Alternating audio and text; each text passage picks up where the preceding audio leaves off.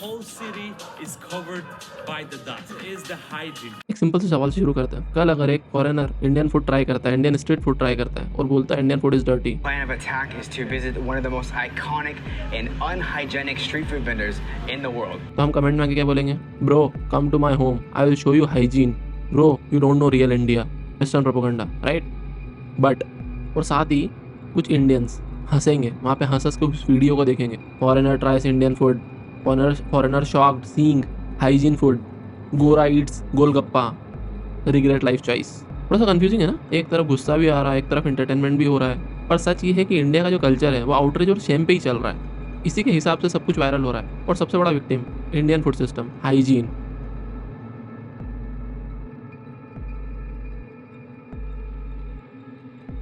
और हम खुद। आज हम इस वीडियो में बात करने वाले हैं स्ट्रीट फूड रिएक्शन। हाइजीन पे जोक्स क्यों वायरल होते हैं, हम खुद अपनी इंसल्ट का कंटेंट क्यों बनाते हैं, और कैसे हमारे सिस्टम फेलियर को एक जस्ट मीम बना दिया गया है। No nationalism, no foreign bashing, just reality. आपने एक चीज़ नोटिस करी होगी, जब भी कोई फॉरेनर्स बटर चिकन खाता है, ट्रेन के बाहर चाय पीता है, तो उस पर व्यूज़ मिलियंस में आते हैं। ऐसा क्यों होता है? उसका टाइटल होता है foreigner shocked, India is not for beginner, did not expect this, India is crazy bro. अब तुम लोगों ने अगर यहाँ तक वीडियो देखा तो प्लीज़ सब्सक्राइब तो कर दो यार, मुझे थोड़ा तो मोटिवेट करो।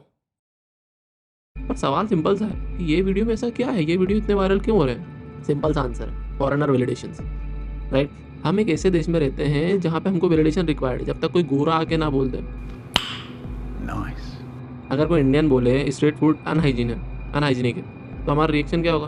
भाई तू वेस्टर्न वाला है, तू नॉर्थ इंडियन है, तू साउथ इंडियन है, एंटी नेशनल है। बट अगर वहीं पे कोई फॉरेनर आके बोलेगा this look dirty but tasty, तो तुम बोलोगे लॉल ब्रो ऑनेस्ट है, ब्रो ऑनेस्टी से आंसर कर रहा है। भाई सबसे बड़ा प्रॉब्लम यही है, ये कॉन्ट्राडिक्शन ही वायरल जो हो रहा है ना कंटेंट, उसका बेस ही ये है।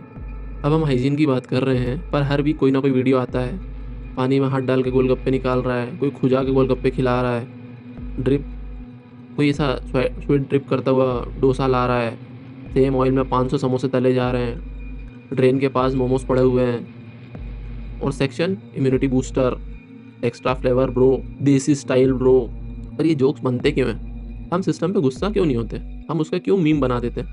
सिंपल सा इसका भी एक कंक्लूजन यही है कि भाई डिमांड करना मुश्किल है, राइट? जोक्स बनाना सिंपल है, जोक बनाना बहुत ईजी है कंपेयर टू डिमांड करना, राइट? अगर सीरियसली बोले हैं हाइजीन रेगुलेशन होना चाहिए। लोग बोलेंगे प्रिविलेज चेक, गाँव में रह के बोल। अगर तुम्हारा दोस्त बोल दे भाई इसमें भर भर के प्रोटीन है, हाई प्रोटीन है, फिर तुम उसका कोई वैलिडेशन चेक नहीं डालोगे। नो अकाउंटेबिलिटी, नो रिस्पॉन्सिबिलिटी, दे जा रहे खाते जाओ। अब आता है favourite segment, foreign country versus India.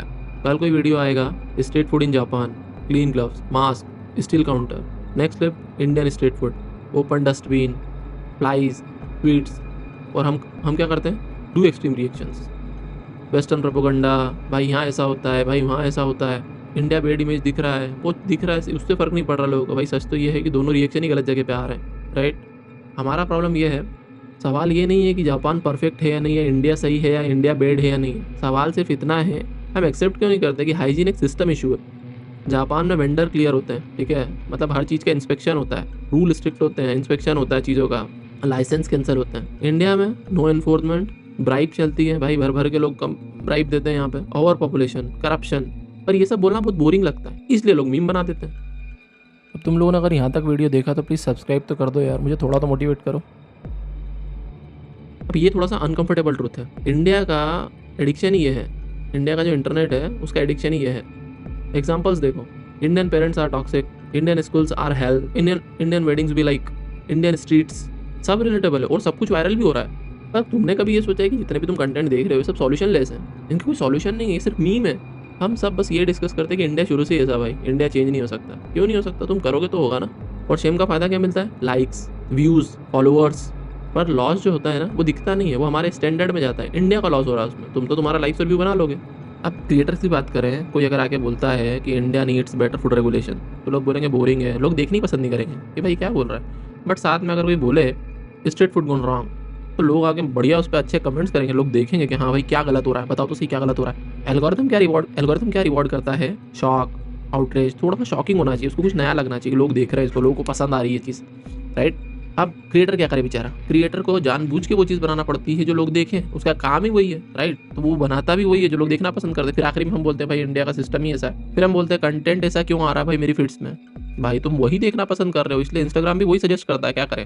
Foreigner जो नया रिएक्शन वीडियो बनाते हैं उसका ये मतलब नहीं है कि वो लोग हमको हेट करते हैं, उनके लिए लिटरली वो नया रिएक्शन है। आई मीन लाइक नया एक्सपीरियंस है उनके लिए, नया कल्चर दिख रहा है और उनको इजीली व्यू मिलते हैं उस चीज़ पे, क्योंकि वो रिएक्ट ऐसा करते हैं। अब लोग उसको देखना पसंद करते हैं, ये क्या रिएक्ट कर रहा है यार। और हम ही लोग हैं जो उनको सर पे बिठाते हैं। अगर वो बोले, गोरा बोलता है कि दिस इज़ अनहाइजीनिक, तो तुम्हारा रिएक्शन या तो बहुत ओवर एफेंड हो जाओगे या बहुत इंजॉय करने लग जाओगे, राइट। नॉर्मल रिएक्शन कभी आता ही नहीं है। मैंने कभी नहीं देखा कि कोई बिल्कुल नॉर्मल रिएक्ट करके खड़ा हो, या तो बहुत खुश हो जाएगा या बहुत दुखी हो जाएगा। अब इन सब में सबसे बड़ा लॉस किसका है? जो रोज़ कल का बासी फूड खाता है, ठीक है, जो रोज़ स्ट्रीट फूड खा रहा है, गंदा स्ट्रीट फूड खा रहा है, वही बेचारा बीमार होता है, वही हॉस्पिटल्स के बिल भरता है। WHO के हिसाब से इंडिया में फूड जो डिसीज़ है वो सबसे ज़्यादा मैसिव हाइक करके गई है, मैसिव हाइक हुआ है। पर हम क्या बोलते हैं, भाई बचपन से सेम चीज़ तो खा रहे हैं यार, हम तो चल रहे हैं, तुम क्यों नहीं चल पा रहे। भाई जो सर्वाइव कर गया वो तो ठीक है, और जो सर्वाइव नहीं कर पाया वो कमेंट करेगा कैसे, वो तो इस दुनिया में नहीं है ना। अब ये भी क्लियर कर लेते हैं कि हाइजीन की डिमांड करना एंटी नेशनल नहीं है, एंटी इंडिया नहीं है। ये बोलना कि स्ट्रीट फूड जो है वो अपना हाइजीन होना चाहिए या स्ट्रीट फूड क्लीन होना चाहिए, वेंडर को ट्रेनिंग मिलनी चाहिए, रेगुलेशन एनफोर्स होना चाहिए, इसका मतलब ये नहीं है कि मैं इंडिया को हेट कर रहा हूँ। इसका मतलब ये है कि इंडिया को थोड़ा सीरियस तो लो। रियल पेट्रोटिज्म जो है स्टैंडर्ड बढ़ाना है, ना कि इंडिया की ग्रेड को और ज़्यादा गिरा देना, इंडिया के उस गंदे सिस्टम को ग्लोरीफाई करना। तो कुछ चेंज नहीं हो रहा है, क्योंकि हम जो सिस्टम फेलियर है उसको तो जोक बना के चल रहे हैं, उसको मीम बना के चल रहे हैं। सिस्टम को हमने कंटेंट बना रखा है, हम आउटरीच को एक एंटरटेनमेंट बना चुके हैं, पता है तुमको। जब तक हाइजीन एक पंच लाइन रहेगी तब तक सिस्टम पे प्रेशर नहीं आएगा। और गवर्नमेंट इसलिए चिल है कि लोग तो हंस रहे हैं ना भाई, लोग तो खुश है। नेक्स्ट टाइम जब तुम देखो ना foreigner reacts to Indian street food, तो हंसना ज़रूरी नहीं है। नेक्स्ट टाइम थोड़ा सा पॉज लेना, उस पर कमेंट करना, पूछना कि दिस इज़ अलाउड, क्यों ये अकाउंटेबल नहीं है, क्या हम सिर्फ मीम बनाने के लिए बैठे हैं क्या, या हम सिर्फ मीम बनने के लिए बैठे हैं। इंडिया को प्रॉब्लम नहीं है जोक से, बट इंडिया को प्रॉब्लम उस लो एक्सपेक्टेशन से है। और जब तक हम इस आउटरीच को व्यूज़ देते रहेंगे और शेम को एंटरटेनमेंट बनाते रहेंगे, तब तक हमारा सिस्टम भी सेम रहेगा, हमारा कंटेंट भी सेम रहेगा, और हमारे ऐसे ही कचरे होते रहेंगे हर जगह। आपको कंफर्ट नहीं चाहिए, आपको ना रियलिटी चेक चाहिए। अब तुम लोगों ने अगर यहाँ तक वीडियो देखा तो प्लीज़ सब्सक्राइब तो कर दो यार, मुझे थोड़ा तो मोटिवेट करो।